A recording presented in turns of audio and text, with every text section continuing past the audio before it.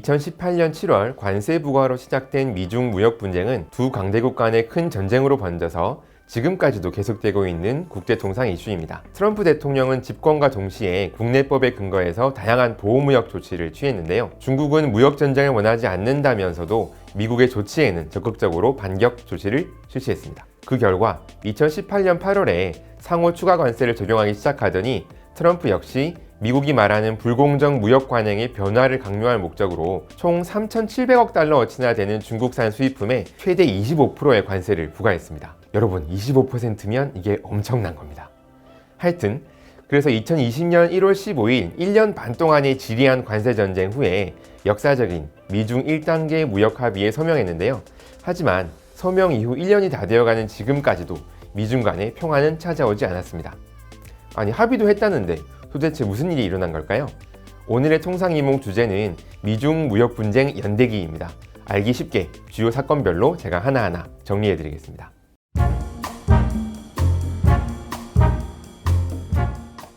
미국과 중국의 경제 규모가 전 세계 경제의 40%를 차지하고 있기 때문에 양국의 갈등으로 인한 피해는 전 세계에 미칠 수밖에 없는데요. 처음에 미중 무역 분쟁은 서로에게 관세를 막 부과하는 관세 전쟁으로 시작됐습니다. 미국이 중국에 높은 관세를 매기면 결과적으로 중국 제품의 미국 시장 내에서 가격이 올라가기 때문에 판매가 줄어들 거고요. 결과적으로 미국 입장에서는 대중 수입을 줄이고 무역 적자를 완화하는 효과가 있는 거죠.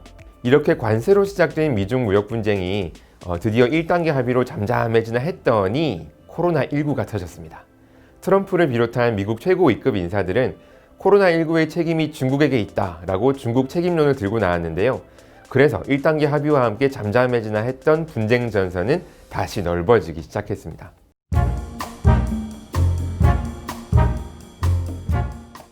(1단계) 합의의 핵심 내용은 2020년부터 2021년간 2년간 중국이 대미 수입을 관세 전쟁을 시작하기 이전인 2017년 수준보다 무려 2천억 달러를 더 늘리겠다는 겁니다.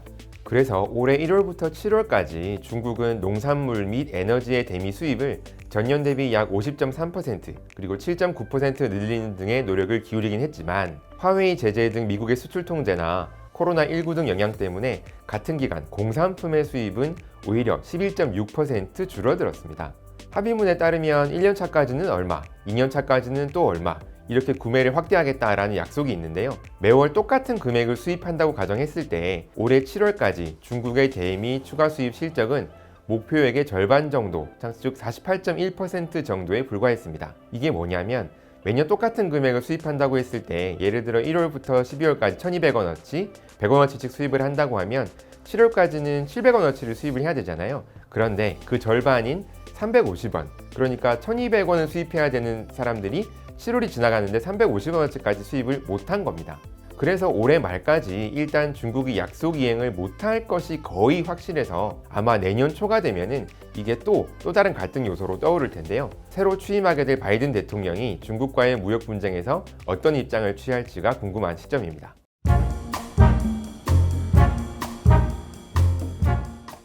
현재의 미중 갈등은 미국이 국가안보를 대중국 견제의 논리로 활용을 하고 있는데요. 홍콩 보안법이다, 신장 위구르 자치구의 인권 문제다, 그리고 대만 이슈다, 이런 것들은 사실 중국 입장에서도 정말 쉽게 양보하기 어려운 문제로 확대가 된 상태입니다. 중국의 국회라고 할 수 있는 전국인민대표대회 상무위원회에서 홍콩 보안법을 올해 6월에 통과시켰는데요. 트럼프는 곧바로 홍콩 정상화를 위한 행정명령, 그리고 홍콩 자치법에 서명하기에 이릅니다. 이걸 빌미로 홍콩 수출을 까다롭게 하고 홍콩 보안법에 관련된 중국 인사들을 제재하는 조치들을 미국이 시행하기 시작합니다. 그러면 미국 중국 싸움에 홍콩은 왜 꼈을까요? 사건의 전말은 이렇습니다.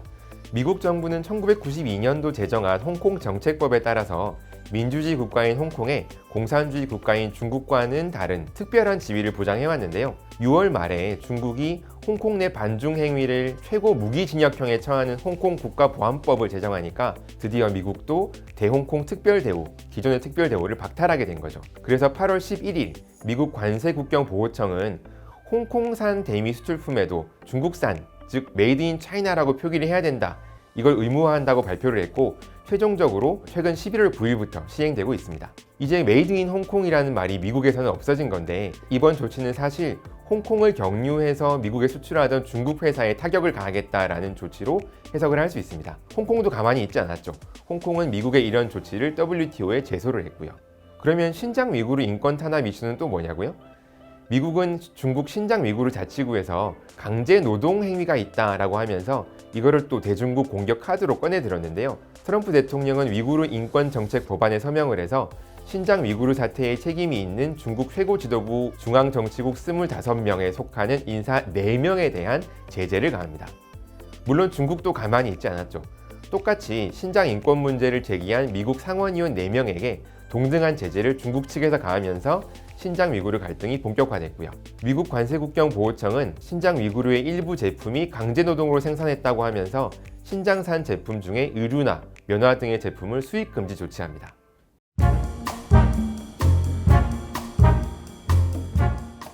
화웨이 수출 규제는 올해 미중 갈등 중에 가장 핫했던 이슈입니다. 미국이 중국 화웨이가 통신 장비에 소위 백도어라는 걸 심어서 미국의 국가안보를 위협한다는 이유로 작년 5월부터 화웨이에 자국 반도체 수출 통제를 시작을 했거든요. 근데 화웨이가 요리조리 우회로를 찾아서 반도체 수급을 계속하니까 아예 올해 5월하고 8월에는 또 다른 촘촘한 수출 통제를 시작했습니다. 바로 우리 같은 외국 기업들도 미국산 기술이나 장비를 일정한 비율 이상 사용하면 화웨이에 반도체를 공급하지 못하게 만들어버렸습니다. 이 고래 싸움에 새우등 터진다라는 게 바로 이런 걸 두고 하는 말이겠죠. 화웨이 견제로 대표되는 미국의 수출 통제가 중국의 국영 반도체 기업인 SMIC로까지 대상을 넓혔다고 알려져 있는데요. 이렇게 미국의 국가안보 논리는 견제 대상을 여기저기 바꿔가면서 대중국 갈등 이슈를 언제든지 재생산할 것이기 때문에 늘 예의주시해야 됩니다. 국가안보는 미국 입장에서는 정가의 보도 같은 거죠. 또 트럼프는 미국에서 1억 명 이상 쓴다고 알려진 동영상 쇼트클립 어플인 틱톡과 중국판 카카오톡으로 알려진 위챗에도 제재를 가했습니다. 8월 6일자 틱톡의 안보 위협에 대응한 행정명령, 그리고 위챗의 안보 위협에 대응한 행정명령이 바로 그건데요. 행정명령을 통해서 이들 어플을 운영하는 중국의 모기업인 바이트댄스 및 텐센트와의 거래를 금지했습니다. 9월 27일부터는 이 어플들의 미국 내 신규 다운로드나 업데이트도 금지해버렸고요. 아예 쓰지 말라는 얘기죠. 이들 어플이 미국 사용자의 정보를 수집해서 몰래 중국 공산당에 전달한다라는 것이 조치의 이유라는데, 이건 역시 미국이 언제든지 다른 중국 어플로 제재를 확장하지 않는다라는 보장이 없어서 앞으로 또 주의 깊게 지켜봐야 됩니다. 중국 외교부는 자국 기업의 정당한 합법적 권익을 지킬 것이고, 미국이 위챗을 제재를 한다면 그럼 우리 중국도 애플 스마트폰을 쓰지 않을 수 있다라고 반박을 했는데요. 물론 중국 회사들도 가만히 있지는 않았죠. 이 어플들의 모기업들이 이미 미국 법원에 소송을 제기했는데, 캘리포니아 법원과 워싱턴 DC 법원에서는 중국 앱들의 사용 금지 행정명령의 효력을 일단 중지시켰습니다. 미국의 입김 때문에 틱톡은 지금 오라클과 월마트가 인수하기로 되어서 협상을 하고 있는데, 이것도 사실 요새 조금 지지부진한 상태입니다.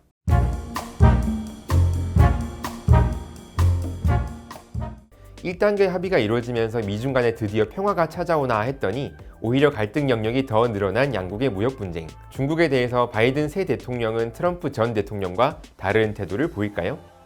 결론부터 말씀드리면 그렇지는 않을 거라는 의견이 우세합니다. 중국이 미국에 있어 위협이라는 인식은 공화당이나 민주당 할 것 없이 마찬가지이기 때문인데요.